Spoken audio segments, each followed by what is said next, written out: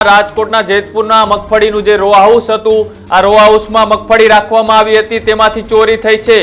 નાફેડ ટેકાના ભાવે ખરીદેલી મગફળીમાં એ ચોરી થયાનો મામલો સામે આવી રહ્યો છે। જે ભાડે રાખેલા રો હાઉસમાં એ કરવામાં આવી હતી ચોરી। 1212 ગુણી ગોડાઉનમાં બહાર નીકળી હશે, 3 ખટારા ભરાયા હશે, તો સીસીટીવી કેમેરા નહોતા, એની મિલીભગતથી થયું છે। જો નહોતું તો સીસીટીવી કેમેરા વગરના ગોડાઉનની અંદર મગફળી રાખી જ શકાય નહીં। તો જે અગાઉ આજ જેતપુરનું પેઢલા મગફળી કૌભાંડ માટે જાણીતું છે। ભાજપ કાયમી કહે છે કે દેશની તિજોરી ઉપર અમે કોઈનો પંજો નહીં પડવા દઈએ। અરે મારા વાલા, તમારાથી એક મગફળીનો ગોડાઉન પણ સચવાતો નથી, ધ્યાન રાખી શકાતું નથી। તમે દેશના તિજોરીમાં પંજો પડવાની વાત દૂર છે। પેલા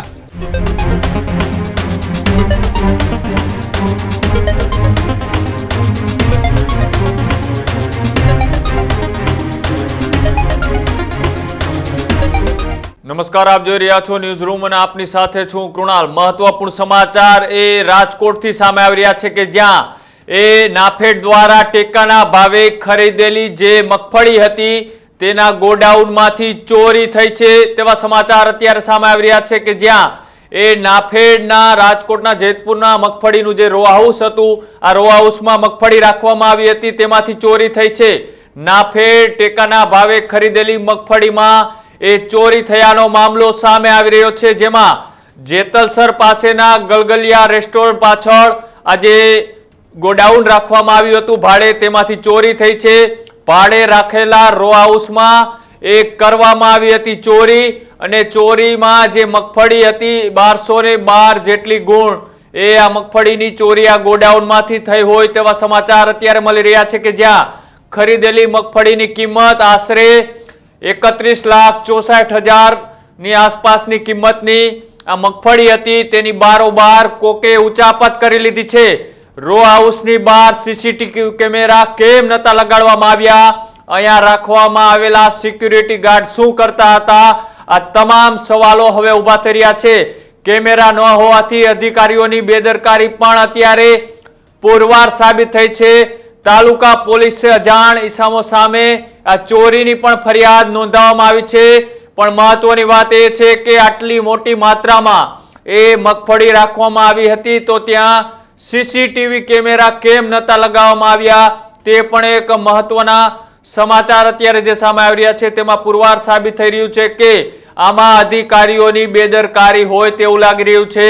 કેમ કે આ કોઈ એક ષડયંત્ર હતું કે પછી કોઈ દ્વારા ચોરી કરવામાં આવી? 2 ટ્રકની અંદર આ માલ છે એ ચોરી કરીને લઈ ગયા, તેમ છતાંય એ અધિકારીઓ કેમ અંધારામાં રહ્યા અને ત્યાં સિક્યુરિટી ગાર્ડ કેમ નતા રાખવામાં આવ્યા? નાફેડ દ્વારા ભાડે રખાયેલા રો હાઉસમાંથી એ 1212 જેટલી ગુણની મગફળીની ચોરી થઈ છે।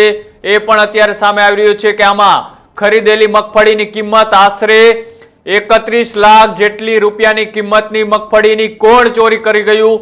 હવે સવાલો ઉભા થઈ રહ્યા છે। તેને લઈ હવે આ ઘટનાને લઈ એ કિસાન નેતા અને કોંગ્રેસના દ્વારકાના જિલ્લા પ્રમુખ એવા પાલ આંબલિયા એ પ્રતિક્રિયા આપી છે, અને પાલ આંબલિયાએ આ મામલે કહેતા શું કહ્યું આવો તે પણ સાંભળીએ। આજે સમાચાર મળ્યા છે કે જેતપુરમાં મગફળીના ગોડાઉનમાં 1212 ગુણી ચોરાઈ ગઈ, એની ફરિયાદ ગોડાઉન મેનેજરે કરી છે। ત્યારે સવાલ એ ઊભો થાય છે કે આ 1212 ગુણી ગોડાઉનમાં બહાર નીકળી હશે, 3 ખટારા ભરાયા હશે, તો સીસીટીવી કેમેરા નહોતા, ત્યાં ચોકીદાર નહોતો, ત્યાં સુપરવાઇઝર નહોતો। જો આ બધું હતું તો એની મિલીભગતથી થયું છે। જો નહોતું તો સીસીટીવી કેમેરા વગરના ગોડાઉનની અંદર મગફળી રાખી જ શકાય નહીં, તો કેવી રીતે રાખવામાં આવી છે? આ મગફળી, સારી મગફળી બદલાવી અને એની જગ્યાએ ધૂળ ઢેફા કાકરાવાળી મગફળી નાખવા માટે જ સીસીટીવી કેમેરા નથી રાખ્યા? એવું તો નથી ને। કારણ કે જો આ મેનેજરની બદલી ના થઈ હોત તો એ ગોડાઉનમાં એ જવાનો નહોતો 6 મહિના સુધી। 6 મહિનામાં આખા ગોડાઉનમાંથી સારી મગફળી ઉપાડી લેત, એની જગ્યાએ ખરાબ મગફળી ભરી દેત, અને જે અગાઉ આજ જેતપુરનું પેઢલા મગફળી કૌભાંડ માટે જાણીતું છે એવું ને એવું કૌભાંડ થાત, પણ કોઈને ખબર પડત નહીં.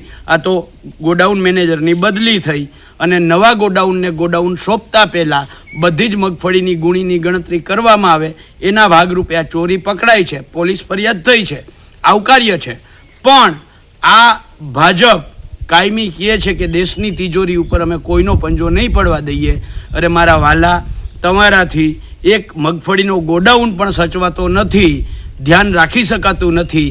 તમે દેશના તિજોરીમાં પંજો પડવાની વાત દૂર છે. પહેલાં એક મગફળીનો ગોડાઉન સાચવો તોય ઘણું છે.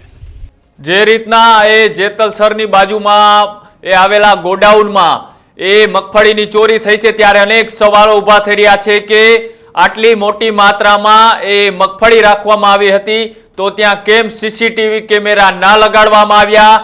કયા અધિકારીની મિલીભગતથી આવડી મોટી ચોરી થઈ છે? વારંવાર જ્યારે સરકાર એ ટેકાના ભાવે મગફળીની ખરીદી કરે છે ત્યારે ક્યારેક આગ લાગી જાય છે, ક્યારેક મગફળીની ચોરી થઈ જાય છે. આવા બનાવ વારંવાર સામે આવતા હોય છે.